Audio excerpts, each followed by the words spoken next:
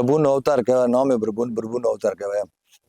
માથા ઉપર ભાર હોત એટલે ઓડ ઉપર આવી ગયો, બચાય એમ જ નતો.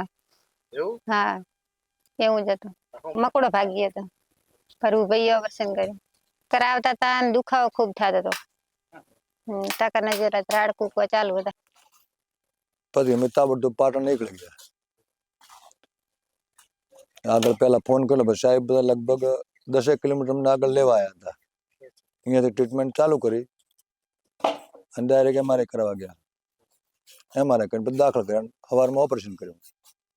હાથ પગ જૂઠા પડી જાય, બે અત્યારે સરસ રેડી. હાવ કમ્પ્લીટ, દુખાવો નહીં થતો, કશું થતું નહીં. દિવદરમાં ગયા, એને તો ના જ પાડી હતી કે આ જીવન પેરાલિસિસ રહેશે એમ લખવું. હા, સક્સેસ નહીં થાય. તમે થોડી ઘણી સારવાર કરો એટલે એને ટ્રીટમેન્ટ આપી, પણ કોઈ ફાયદો થયો ના.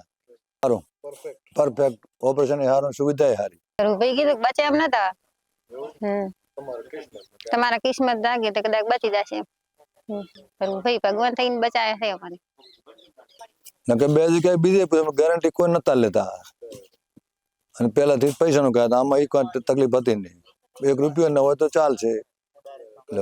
હા, ડોક્ટર હારા વળે શું બનાસકાંઠામાં તો છે નહીં ના, એમથી સારું છે દવાખાનું, ડોક્ટરે નથી.